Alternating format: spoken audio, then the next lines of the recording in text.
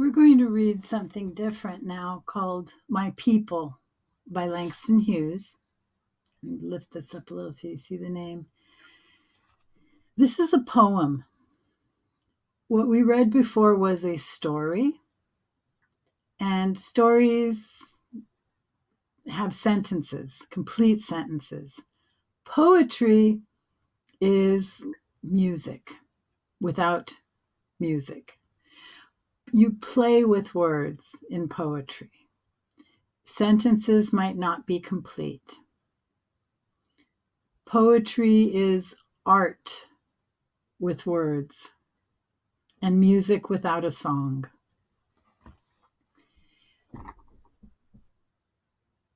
Beautiful artwork here showing the visuals. You can see the stars here, like in a night sky. My People by Langston Hughes. The night is beautiful, so the faces of my people. The stars are beautiful, so the eyes of my people. Beautiful also is the sun. Beautiful also are the souls of my people. And that is the poem. So when something's beautiful, it's nice to look at. And when he's talking about my people, he's talking about people who share his background or his culture, people who have the same values, believe the same things, look like him. And stars, those are the lights in the night sky. And souls are the hearts and lives of people. When someone is alive, there's the belief that the soul is who makes that person. It's not just biology. So let's look at this again. In Growing Together, Carmita explains that she's part of two cultures, Cuba and Georgia. What does the speaker in this poem say about his culture? My people. Now, actually, let me back up here. Did we? No. Okay, so one thing that you look for in a poem is a pattern. So things that follow along in the same way. So when you read a poem, how does it sound? Words are grouped in lines, not in a paragraph. Poems are like music. In many poems, the words form patterns. A pattern can be a set of words or sounds that repeat.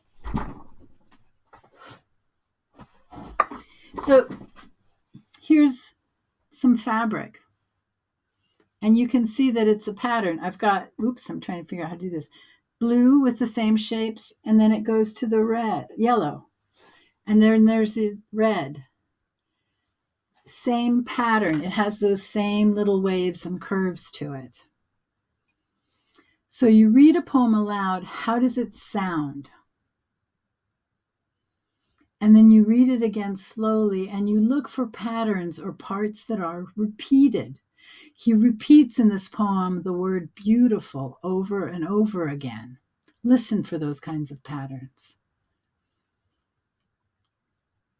And think about how a pattern can help you understand or feel. And think about which words the writer repeats over and over again. It might be for the meaning of the word. It might be for the sound of the word. Why are those important to the poem? So we're going to read the poem again. And something like here they're saying, it keeps repeating beautiful, and he keeps repeating stars. He also has a very simple, this is that, and also this. So let's look again. The night is beautiful, so the faces of my people.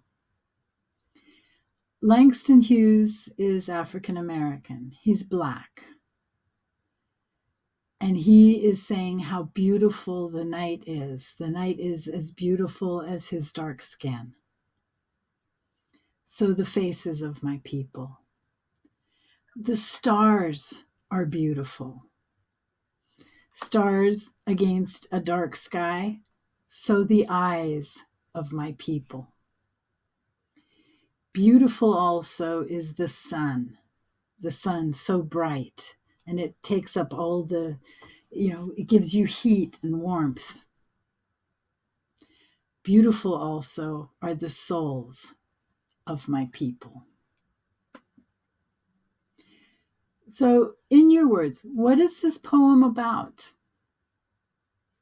How is the night beautiful? What do you find beautiful about night? And what are some of the patterns in the words? How do patterns help you understand the poem better? Reread the poem again and name 3 things that the poet compares to his people. What is like his people? And what are the words and patterns he uses to make those comparisons? When you compare something, you say, this is like that. And that is the poem, My People by Langston Hughes. Thank you for reading it with me. Until next time.